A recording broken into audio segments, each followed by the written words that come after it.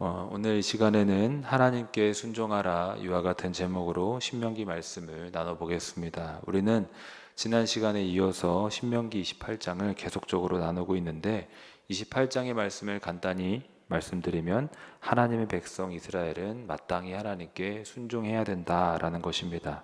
따라서 오늘 읽은 본문 역시도 하나님의 말씀을 따라 순종할 것, 이것에 대해 말씀하고 있는데 하나님을 제대로 섬기지 않으면 그에 따라서 원수, 대적들에게 멸망당하고 징벌을 당할 것이다 라는 이런 식의 말씀이 나오면서 결국은 하나님을 잘 섬겨야 된다, 이런 어려움을 겪지 않도록 하나님을 잘 섬겨야 된다라는 말씀이 나오게 됩니다. 오늘 말씀을 한 절씩 함께 또 읽어보겠습니다. 먼저 47절의 말씀을 함께 읽어보겠습니다. 내가 모든 것이 풍족하여도 기쁨과 즐거운 마음으로 내 하나님 여호와를 섬기지 아니함으로 말미암아. 47절에는 하나님을 섬길 충분한 이유가 있는데도 하나님을 섬기지 않는다면, 이런 말씀이 나옵니다. 상반절에 내가 모든 것이 풍족하여도 라고 되어 있는데, 이 부분은 하나님께 풍족한 은혜를 받았어도 라고 생각해도 되겠습니다. 그러니까 정리하면 하나님의 은혜를 풍족히 받아 누리며 감사할 것이 많고 은혜를 주신 하나님을 마땅히 기쁨과 즐거움으로 섬기는 게 맞는데, 그럼에도 불구하고 기쁨과 즐거운 마음으로 하나님을 섬기지 않는다면 라는 말씀이 바로 이 47절의 말씀입니다. 여러분, 우리는 이 구절을 통해서 은혜를 받고도 은혜를 주신 분께 마땅히 감사를 드리지 않는다라는 것을 그런 것을 가정하고 있는 이 말씀을 보게 되는데, 우리는 이런 삶을 살지 않기를 간절히 바라겠습니다. 우리의 삶이 다 누구의 은혜입니까? 평범해 보이지만 일상의 낙을 누리며 살고 있는 이 모든 것이 다 하나님의 은혜인 줄로 믿습니다. 또한 때로는 채워주시고 더해주시는 것, 이 모든 것이 다 하나님의 은혜인 줄로 믿습니다. 그러므로 우리는 마땅히 하나님께 기쁨을 다해 감사한 마음으로 하나님을 섬겨야 하는 것입니다. 받은 은혜 헤아리시면서 은혜 주신 하나님을 기쁨으로 섬기시기를 주님의 이름으로 축복합니다.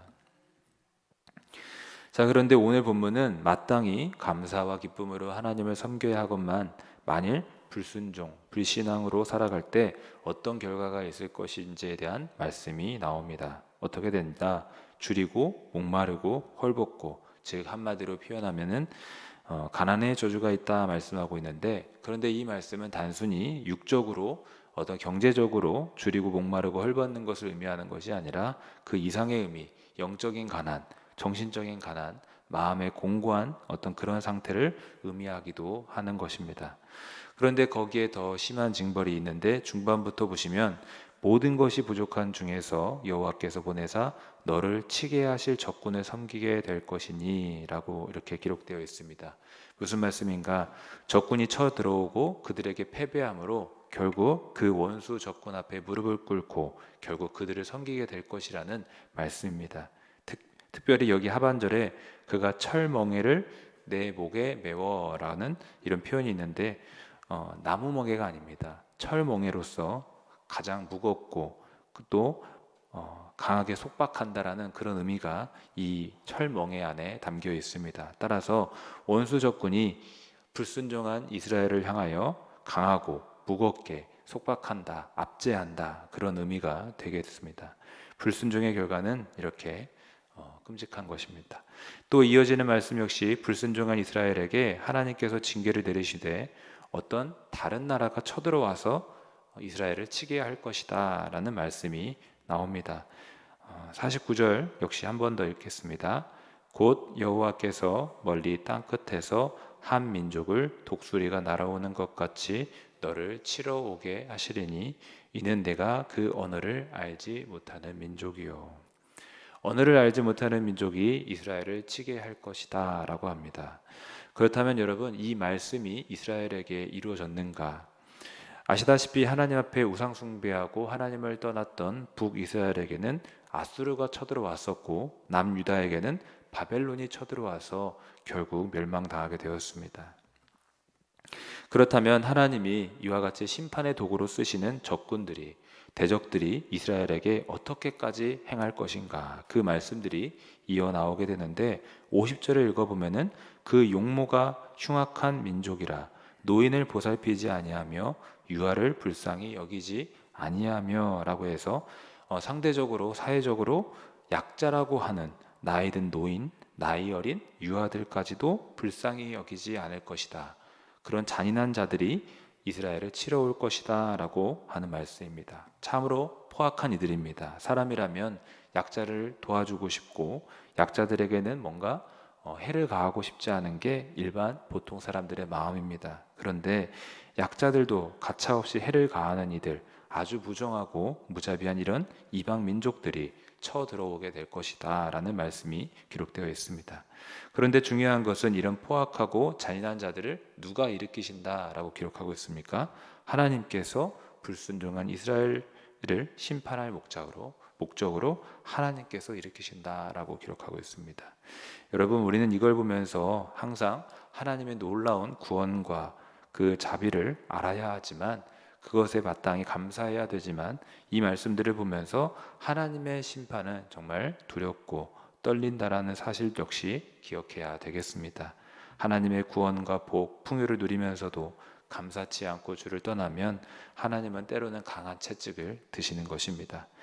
그러므로 여러분, 두렵고 떨림으로 하나님을 섬기시는 저와 우리 모든 성도님들 되시기를 주님의 이름으로 부탁드리겠습니다. 51절을 함께 읽어보겠습니다. 내 가축의 새끼와 내 토지의 소산을 먹어 마침내 너를 멸망시키며 또 곡식이나 포도주나 기름이나 소의 새끼나 양의 새끼를 너를 위하여 남기지 아니하고 마침내 너를 멸절시키리라.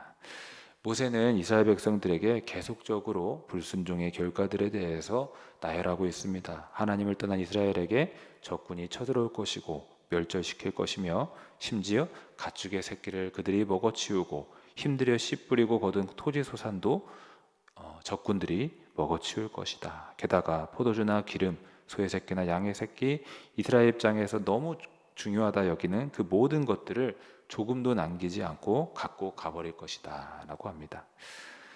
52절을 또 한번 읽어보겠습니다.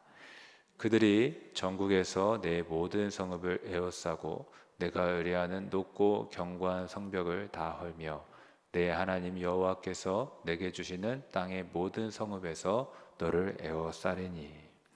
또 어떤 그 징벌의 내용이 기록되어 있는가? 내 모든 성읍을 에워싸고 내가 의뢰하는 높고 견고한 성벽을 다 헐며.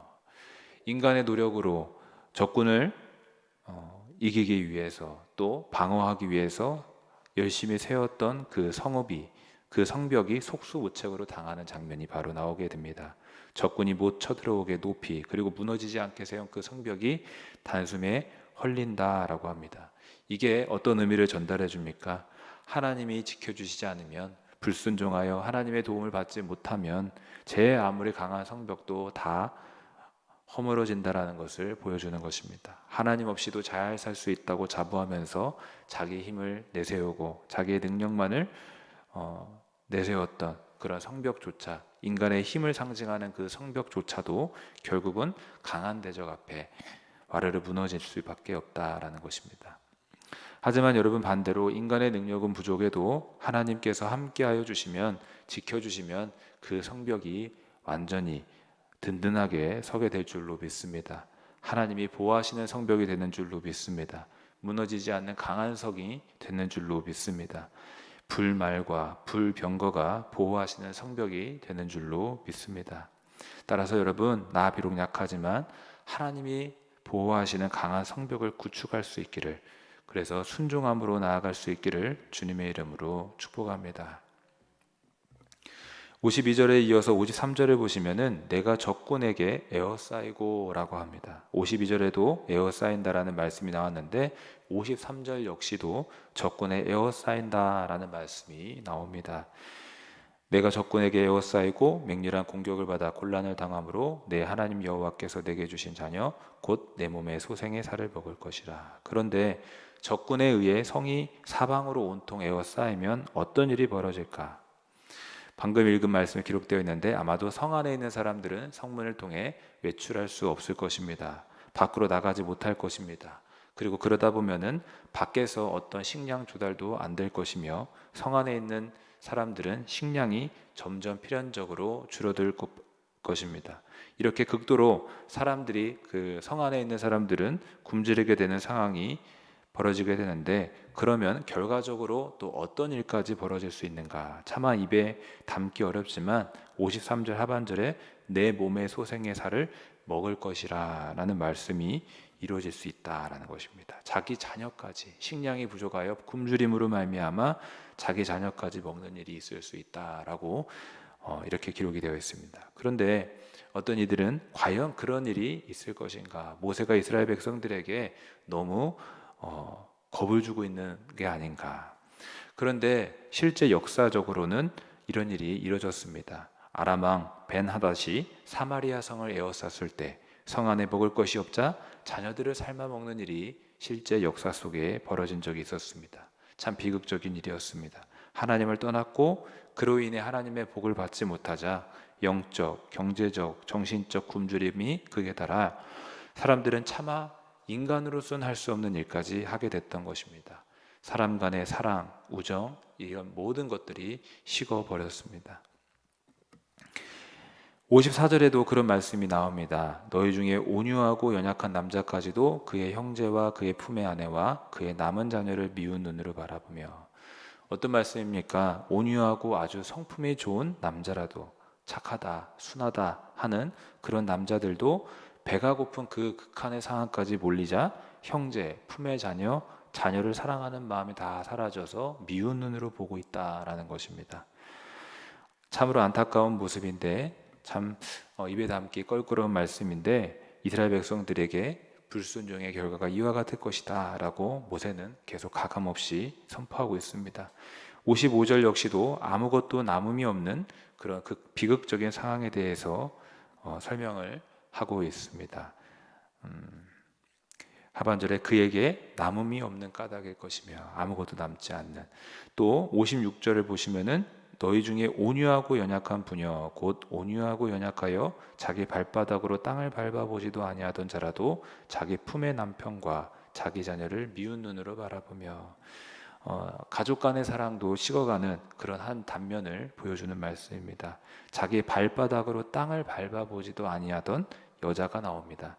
이 말이 무슨 말이냐면 항상 나귀를 타고 다니기 때문에 고생스럽게 걸어본 적이 없는 여자, 그러니까 항상 품위를 지키고 억척스럽지도 않았던 그런 여자일지라도 자기 자녀를 미운 눈으로 바라본다. 하나님의 징벌을 받아 성벽에 에워싸이자 그 안에 식량이 없게 되니까 이런 지경까지 이루어진다라는 것입니다. 마지막 절을 또 보시면은 자기 다리 사이에서 나온 태와 자기가 낳은 어린 자식을 남몰래 먹으리니 이러면서 참 입에 담기 안타까운 그런 비극적인 말씀들이 나옵니다. 자기 다리 사이에서 나온 그 자기 태에서 나온 아이, 사랑으로 낳은 그 아이를 해치는 것입니다. 그렇다면 이런 끔찍한 결과는 결국 어디에서부터 시작됩니까? 바로 하나님을 떠나기 때문입니다. 하나님께서 징벌의 도구로 포악한 이방 민족을 일으키시는데 그 이방 민족들이 성을 에워싸니까 성 밖으로 나가지도 못하고 성 안에만 갇혀 있다가 식량이 없자 이런 지경까지 이르게 된다라고 선포하고 있습니다. 여러분, 오늘 말씀을 보면은 정말 입에 담기 어려운 처참한 상황들이 열거가 되어 있습니다. 그런데 이런 상황들이 또 정말 역사 속에 이루어져 있습니다. 무엇 때문입니까? 간단히 말해서 이스라엘 백성들이 하나님을 떠났기 때문입니다. 하나님께서 주신 번성과 풍요와 모든 복과 은혜를 누리면서도 하나님을 우습게 여기고 하나님의 말씀을 따르지 않았기 때문입니다. 말씀을 정리하면서 우리가 이스라엘의 그 역사를 거울로 삼아서 우리는 그와 같이 되지 않기를, 그들의 전철을 밟지 않기를 다시 한 번 더 결단할 수 있는 저와 우리 모든 성도님들 되시기를 바라겠습니다. 오직 하나님의 구원을 경험하는 사람이 될 뿐 징벌과 어떤 심판과 강한 채찍을 회초리를 맞지 않는 그런 사람이 되어야 되겠습니다. 하나님의 구원을 사모하시면서 우리가 하나님의 이름을 알 때 하나님의 구원을 받는다라는 말씀처럼 하나님의 구원을 사모하면서 항상 하나님의 도우심을 받는 우리 모두가 될 수 있기를 간절히 바라겠습니다. 순종할 때 하나님께서 강한 성벽이 되어 주시고 강한 성이 되어 주실 줄로 믿습니다. 강한 힘이 되어 주시고 불말과 불병거로 우리를 항상 지켜 보호해 주실 줄로 믿습니다. 인생에 어떤 대적과 원수가 찾아올지라도 하나님께서 보호하시는 인생이 될 줄로 믿습니다. 이를 위해서 항상 순종의 발걸음으로 나아가시는 저와 우리 모든 성도님들 되시기를 주님의 이름으로 축복합니다. 기도하겠습니다. 살아계신 하나님, 감사합니다. 날마다 하나님의 구원과 자비를 경험하게 하시고 때를 따라 돕는 긍휼과 은혜를 돌보심을 경험하게 하시니 감사합니다. 받은 은혜를 기억하면서 항상 감사하며 또 순종하며 살아갈 수 있는 우리 모두가 되게 인도하여 주옵소서. 하나님께서 우리를 붙들어 주시고 항상 강한 성벽으로 우리를 보호하실 줄을 믿고 감사드리며 살아계신 우리 주 예수 그리스도의 이름으로 기도하옵나이다. 아멘.